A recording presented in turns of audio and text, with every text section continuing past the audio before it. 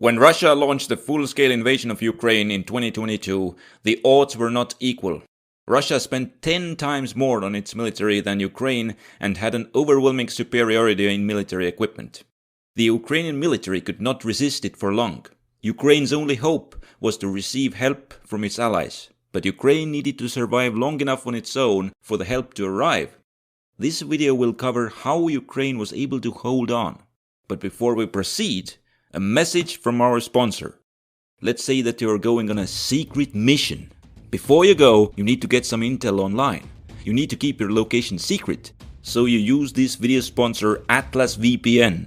The information from your devices goes through Atlas VPN server, and from there it'll be encrypted according to your preferences, so your location is hidden. You cannot access the page you need because the traffic from your country has been blocked, but you overcome it with Atlas VPN by changing your country of origin. Despite proxy connections, Atlas VPN provides fast internet speeds and you can see the video in full detail. You start taking notes, but then you are attacked by your eternal nemesis on the internet: ads. Luckily with Atlas VPN you can quickly block them, but then the opponent's cyber attack cuts the power. Well, you can use an Atlas VPN account with all of your devices and you just switch to your phone. With the intel received, you now need to travel to another country, but the agency is short on money for good accommodation.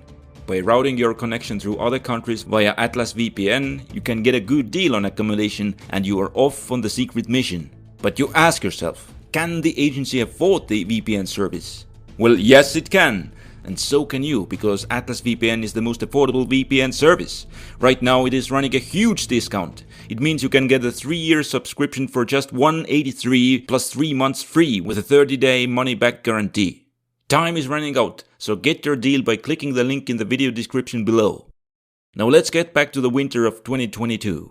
Ukraine relied on the help from its allies, but in order to receive it, Ukraine had to hold on. Russia could use its superiority in equipment to quickly encircle and destroy the weaker Ukrainian army by using blitzkrieg tactics. Ukraine hoped to counter this with appropriate tactics. One tactic was to fortify its troops in the cities. This would force the Russians to fight in urban terrain, which is very costly for the attacker. The second tactic was to strongly defend a suitable part of terrain. These defensive advantages would be enough to nullify the Russian superiority in equipment and allow the Ukrainian forces to hold on. Ukraine hoped that these tactics would allow its forces to survive the Russian invasion long enough for its allies to send help. We still don't know many things for sure about the war, and the following is my opinion on how the events unfolded. The invasion was launched from 3 directions. The decisive offensive of the first period of war took place in the north, and we will look at it first. The Ukrainian troops had fortified themselves in the larger towns, while the Russian invasion forces were stationed in Belarus and Russia. The Russian plan was for the special forces to land near Kyiv and topple Ukraine's government, which was expected to shatter the Ukrainian resistance. The ground forces were to use that and occupy the major cities in the region. But the special forces' assault failed. The ground forces moved in, but they were too weak to conquer northeast Ukraine on their own. In the north, the Russians occupied the small undefended cities but failed to capture Chernihiv. On the southern part of the region, the Russians got quickly stuck before Ukrainian defenses in Sumy and other smaller towns. In the center, the Russians secured the city of Konotop under their control and continued forward. They bypassed the town of Nizhin and reached Kyiv's suburb of Brovara. But the Russians had dispersed their forces near the Ukrainian cities, and the troops that had reached Kyiv were too weak to launch a proper assault on the city. They had to halt their offensive. At the same time, the second Russian attack came from Belarusian territory north of Kyiv. Without large cities to hold them back, the Russian forces quickly reached the Ukrainian capital. They now began to storm the city. Part of the forces moved south to cut off the supply route into Kyiv, and the others battled towards the center of the city through its suburbs, Bucha and Irpin. But then the tide began to turn.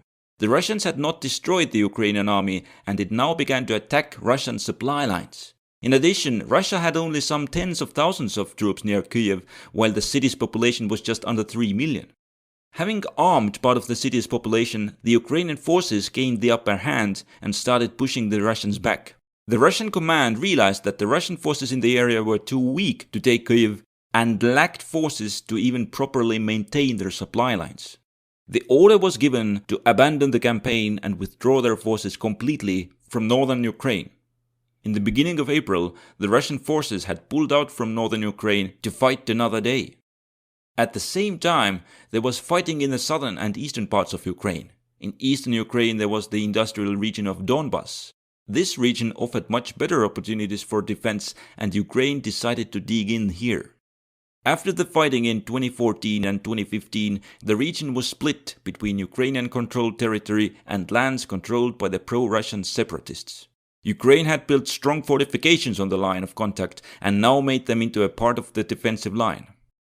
In the north, the Ukrainian defenses were set up behind the Siversky Donets River. The defensive line was strengthened by the existence of several cities, with the cities of Kharkiv and Mariupol serving as the corner points. When the invasion commenced, the Russian forces occupied the undefended area north of the Ukrainian defensive line. At the same time, they launched an attack against the Ukrainian defenses in the south. This attack was meant to support the Russian advance from the south, where Russia invaded Ukraine from the Crimea. The Ukrainians did not apply their special tactics there. Their forces were deployed near the border and were strongly disorganized during the initial Russian assault, which allowed the Russians to advance without encountering much resistance. In the east, the Russians' goal was to reach the Donbas. After defeating the Ukrainians at the border, they quickly took Melitopol. The Ukrainians were only able to regroup near Orikhiv and Hulyai-Pola, where they stopped the Russian advance. It allowed the Russians to freely advance in the south, where they took Berdyansk and approached Mariupol. This is when the attack against the Ukrainian Donbas defenses comes into play. It was a strong attack and broke through the Ukrainian field fortifications. With their positions outflanked, the Ukrainian forces took in the defense in the city of Mariupol. The Russians began capturing the city in urban warfare. They had to spend 2.5 months in heavy battles for the city until they managed to take it. At the same time, the Russian forces were advancing from Crimea to the west with the presumable goal of reaching Odessa. In the beginning of the invasion, the Ukrainian forces were shattered by the Russians and had to abandon the Dnieper River line and the city of Kherson to the Russians. But then the Ukrainian forces regrouped in the cities on the southern Bug River. The Russians attempted to take Mykolaiv and cross the river, but they could not take it. They then moved to capture the breach at Voznesensk, but they could not take that city either. The Russians abandoned their plans of crossing the southern Bug and pulled back to more defensible positions. They then consolidated their defensive positions on the southern part of the front. During February and March, the Russians had stretched their forces out along the whole front.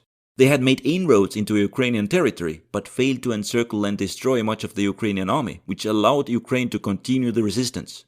Now they deployed them in one place.